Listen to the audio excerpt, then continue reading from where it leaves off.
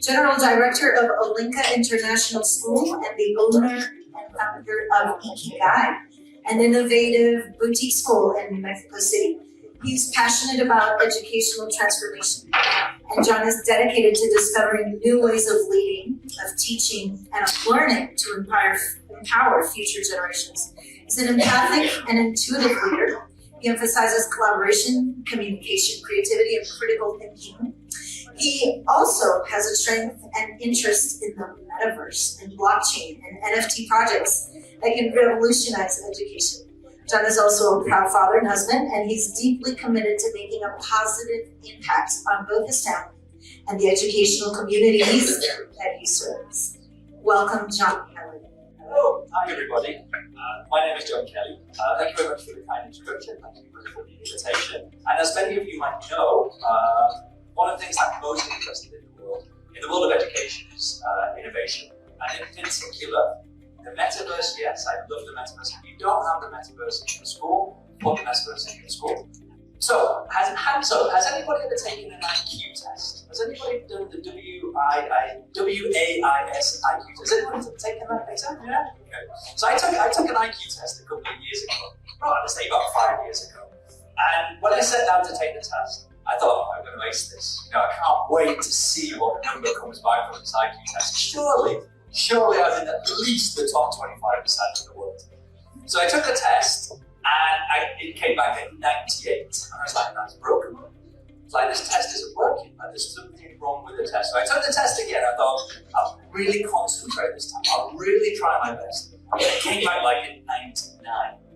So the median average IQ for a normal human being is 100, right? This is 100. One of the most interesting things at the moment about IQ and artificial intelligence, and I've got a demonstration ready for you, is the new the O3 model of OpenAI now plugs in at 155 in its IQ status. Now it hasn't got a metric, so there's some elements of the test that can't test it, but the memory issue with artificial intelligence is predicted to be solved this year. Now that's one thing, isn't it? Having a tool that's in our pocket, and it actually is in our pocket now, in terms of our cell phones, having an IQ that's almost 55 points higher than my average. So it's no longer a teaching assistant, it's no longer something that's helping me, it's smarter than in every single way. Now, if that wasn't just one thing that we were looking at, here behind is a graph by AstroTeller. And AstroTeller makes some really, really important points. By the way, AstroTeller is, or was, the head of Google X, which is the super innovative wing of Google. And he published this graph. So we can see a rate of change on one side, and we can see time at the bottom. Now, I think of time as years, and rate of change above as 2 lives. Human adaptability and technology. Now, you can see at the start of the 1900s, technology was adapting and slowly changing. But there was an inflection point where technology now started to change at a quicker rate than human adaptability. Most commentators say that was 2006 when Steve Jobs launched the iPhone. And I've got one right here in front of me. And it really changed the course of human history.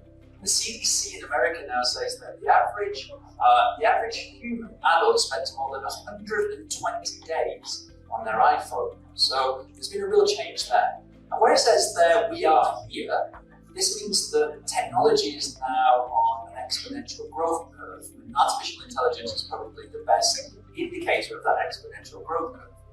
Now, OpenAI were like the world leaders, the world champions. They were publishing the models. We all saw ChatGPT come out in December 2022. But there are now new players in that market. And incredibly, one of the companies from China just recently released a model called DeepSeek, the R1 model from DeepSeek. Now, the R1 model is interesting because it is potentially as powerful, more powerful than OpenAI's models, and was built for a fraction of the cost.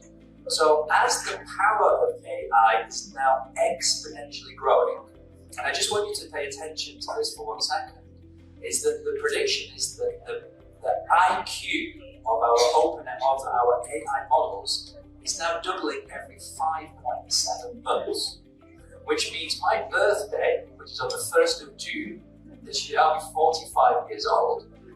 Potentially, I'll be able to have a conversation with an intelligent artifact which has a higher IQ than 200, maybe 250, 300, if that model keeps running our way up. Now, unless I'm missing something, I don't think there's any human in the history of mankind who's ever had a conversation with something intelligent that has an IQ of over 200. Einstein had an IQ of 160. This is important. AI is not another tool. It's not another tool. It's something that has the potential to completely revolutionize our industry and every industry in the world. Now, the World Economic Forum just published the Future Jobs Report, and in the Future Jobs Report, it says that over the next 5 years, 92 million jobs are going to be displaced, mostly because of AI. Now, that's the bad news. But the good news, it also says that 170 million new jobs are going to be created, probably due to AI, science, technology, engineering, and mathematics. Except these 170 million jobs, as teachers, we have no idea where they're going to come from, which area, and what you're going to need to learn in school to get these 170 jobs. Now, every teacher I talk to, every educationalist I talk to, always comes back to the same idea, that the fundamental value proposition of education has been broken. It was accelerated during the pandemic, and now we stand on a precipice. Because if we really want to take an idea about what's going to happen in the next 5 years, we cannot ignore AI. What happens if there's a very real scenario that by the end of this year, December 2025, artificial intelligence might have an IQ of 1,600, which then we talk about the next slide, which I have put. And this is my second slide. Sam Altman says, AGI is coming in 2025. Now, this guy is very mediatic. I don't trust him at all. Untrustworthy person like Elon Musk. But at the same time, I think he's right. I think artificial general intelligence, and there's the definition of artificial general intelligence, which is an intelligence that can beat us on every cognitive ability, will be here in 2025. Now, if we get AGI, which stands for artificial general intelligence, there is a level above that which is called artificial superintelligence.